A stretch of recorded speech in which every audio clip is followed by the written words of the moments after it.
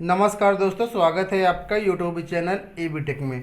आज है 4 मई 2021 और जान लेते हैं आज की महत्वपूर्ण खबरें जो आज के प्रमुख समाचार पत्रों पर छाई हुई हैं। सबसे पहले बात कर लेते हैं बेरोजगारी को लेकर के, नौकरियों को लेकर के, महामारी को लेकर के।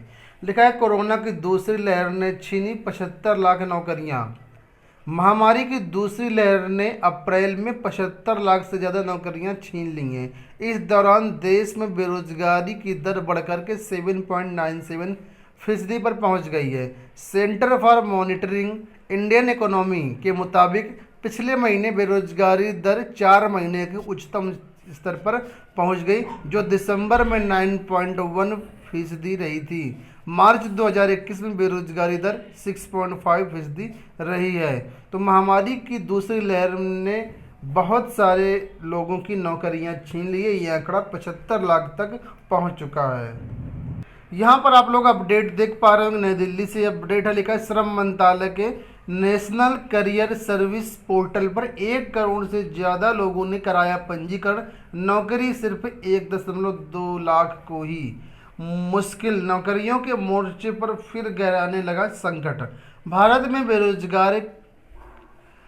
में रोजगार के मोर्चे पर हालात बिगड़ते जा रहे हैं। अप्रैल महीने में देश भर में 51,445 नई नौकरियां ही आई हैं, जबकि श्रम मंत्रालय के नेशनल करियर सर्विस पोर्टल पर 1.01 करोड़ लोगों ने नौकरियों के लिए पंजीकरण करवाया है। किस सेक्टर में ज़्यादा नौकरियां, कहां पर ज़्यादा हालात ख़राब है, उसकी नज़र यहां पर आप लोग एक बार देख सकते हैं। लिखा है सूचना और संचार क्षेत्र में 69,629, प्लेसमेंट व रोजगार क्षेत्र में 32,074, वैज्ञानिक एवं तकनीक क्षेत्र में 8,861 तथा वित्त एवं बीमा क्षेत्र में 7,459 लोगों को नौकरी की ज़रूरत है। और हालात कहाँ पर बदतर होते जा रहे हैं, तो यहाँ पर देखिए लिखा खाने पीने की चीज़ों से जुड़े कामकाज के क्षेत्र में देश भर में सिर्फ 9 नौकरियाँ हैं। ट्रांसपोर्टेशन और भंडारण से जुड़ी 23, जल आपूर्ति और सीवेज के काम से जुड़ी 2 और खनन में 1 नौकरी है।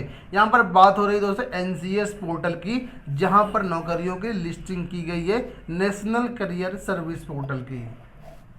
दोस्तों यहाँ पर आप लोग देख सकते हैं मई में होने वाली सभी परीक्षाएं स्थगित। कोरोना के बढ़ते मामलों को देखते हुए शिक्षा मंत्रालय ने केंद्र सरकार से सहायता प्राप्त सभी संस्थानों को मई में होने वाली सभी ऑफलाइन परीक्षाओं को स्थगित करने का निर्देश दिया है।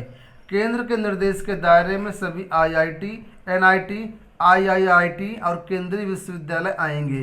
केंद्र सरकार से सहायता प्राप्त संस्थानों के प्रमुख को भेजी गई चिट्ठी में उच्च शिक्षा सचिव अमित खरे ने कहा कि इस महीने होने वाली सभी ऑफलाइन परीक्षाएं स्थगित कर दी जाएं। मंत्रालय के एक अधिकारी ने कहा कि ऑनलाइन परीक्षाएं आदि जारी रह सकती हैं।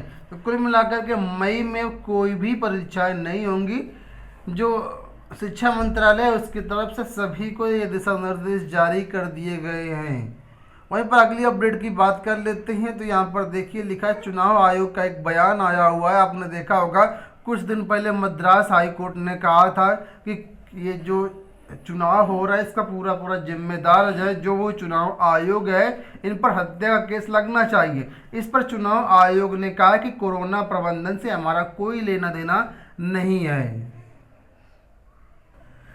यहाँ से आप लोग देख सकते हैं कि आयोग की ओर से पेश हुए वरिष्ठ अधिवक्ता राकेश द्विवेदी ने जस्टिस DY चंद्रचूड़ व जस्टिस MR शाह की पीठ से कहा कि संवैधानिक इकाई के खिलाफ मद्रास हाईकोर्ट द्वारा की गई हत्या के आरोपों संबंधित टिप्पणी अवांछनीय है। इस तरह की निष्कर्षणात्मक टिप्पणी चुनाव इकाई को सुने बिना नहीं की जानी चाहिए। उन्होंने कहा कि राज्य का शासन निर्वाचन आयोग के हाथों में नहीं है, हम सिर्फ दिशा निर्देश जारी करते हैं। आयोग ने कहा रैली में शामिल लोगों को रोकने के लिए हमारे पास CRPF या अन्य कोई बल भी नहीं है। ये जो पूरा दायित्व होता है राज्य सरकार का होता है। इस तरीके से चुनाव आयोग ने जो अपना पल्ला है वो झाड़ लिया।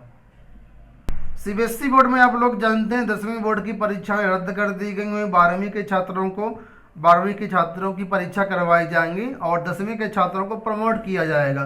तो प्रमोट किस तरीके से किया जाएगा उसके लिए केंद्रीय माध्यमिक शिक्षा बोर्ड ने एक गाइडलाइन जारी की है और कहा है कि 10वीं के छात्रों को नहीं दे सकेंगे मनमाने अंक। ठीक है, होता यह है कि जो प्राइवेट स्कूल होते हैं अपना रिजल्ट इम्प्रूव करने के लिए छात्रों को मनमाने अंक देते हैं।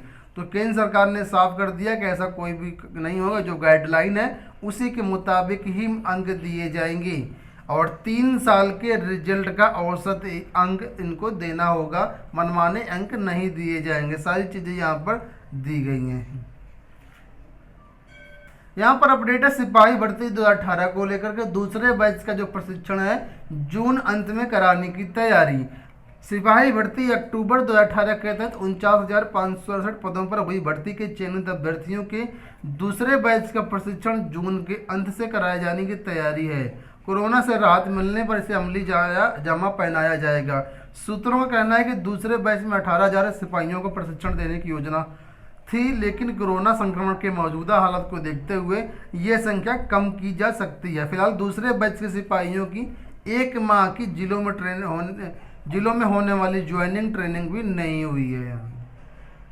उत्तर प्रदेश सरकार में बड़े पैमाने पर मेडिकल स्टाफ में भर्तियां होंगी।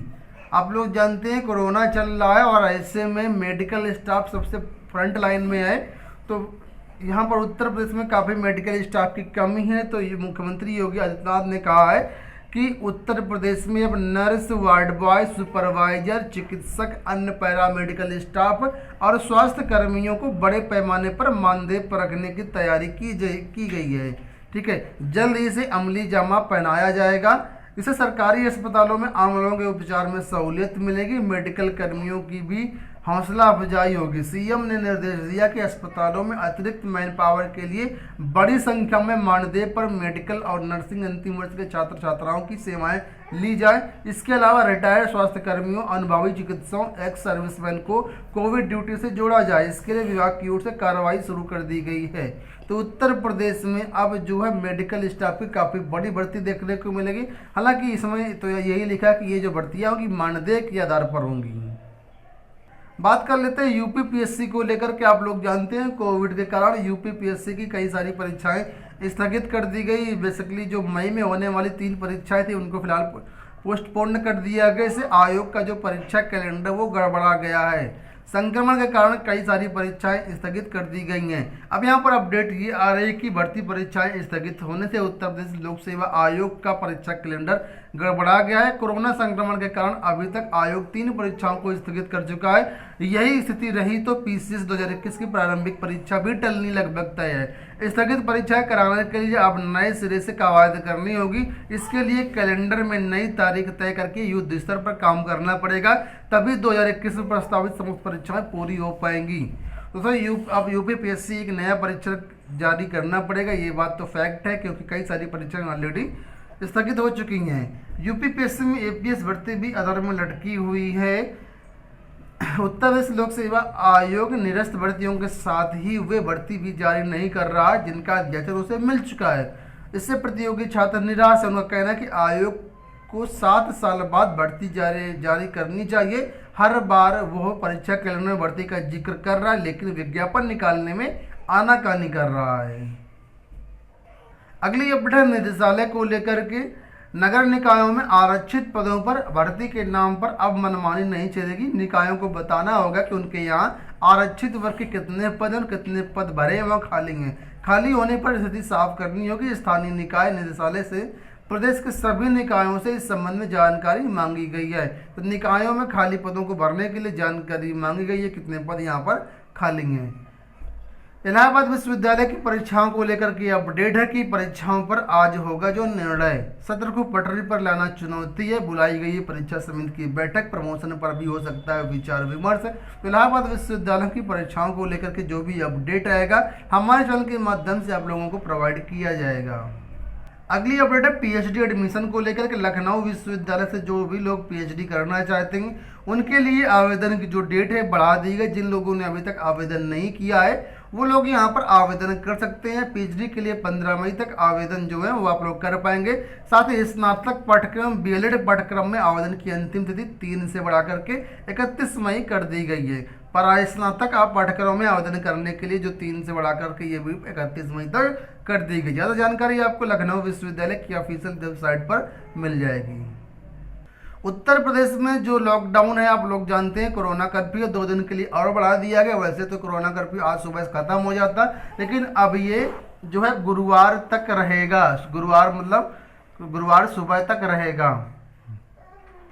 साथ ही दोस्तों कोरोना कर्फ्यू को मतलब कोरोना को कंट्रोल करने के लिए जो स्थानीय व्यापारिक संगठन है उनकी ओर से कहा गया है कि सरकार 15 दिन का लॉकडाउन लगाए, तभी कोरोना संक्रमण की जो चेन है वो टूटेगी। प्रदेश के सभी जिलों में कोरोना संक्रमित मरीजों की संख्या लगातार बढ़ रही है। ऐसे में स्थानीय व्यापारिक संगठनों की ओर से मुख्यमंत्री योगी आदित्यनाथ को सुझाव दिया गया कि वो प्रदेश में 15 दिन का संपूर्ण लॉकडाउन लगाए। व्यापारियों ने कहा कि कोरोना की चेन तोड़ने के लिए जरूरी है। इस संबंध में व्यापारिक संगठनों के पदाधिकारियों की वर्चुअल बैठक सोमवार को हुई और मुख्यमंत्री को पत्र लिखकर के मांग की गई है कि 15 दिन का संपूर्ण लॉकडाउन लगाए। सिर्फ यही एक विकल्प है जिससे कोरोना की चेन को तोड़ा जा सकता है।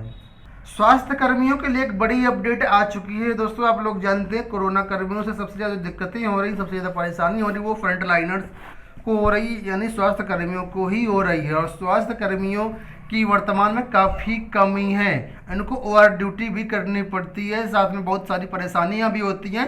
तो इन सभी चीज़ों को देखते हुए उत्तर प्रदेश सरकार ने इनको हौसला अफजाई के लिए जो इनका वेतन है उसका 50% कोरोना से भत्ता लागू कर दिया है। लिखा है लखनऊ की अपडेट है। कोविड की लड़ाई में जुटे स्वास्थ्य विभाग के कर्मचारियों को मुख्यमंत्री योगी आदित्यनाथ ने बड़ा तोहफा दिया है। स्वास्थ्य विभाग के सभी फ्रंटलाइनर वर्कर्स को 25% अतिरिक्त कोरोना भत्ता दिया जाएगा। इसके अलावा कोरोना से जंग के लिए जो अन्य स्टाफ है उनकी भी मानदेय के आधार पर भर्तियां की जाएंगी। तो 25% कहने का मतलब जो वेतन है वो इनका बढ़ गया है। अब ये एक अच्छी बात है कि इनको काम करना पड़ता है तो वेतन भी बढ़ाना चाहिए। तो ये हो गई दोस्तों आज की सारी अपडेट्स। आशा करते हैं वीडियो पसंद आया होगा। इस वीडियो में इतना ही, धन्यवाद।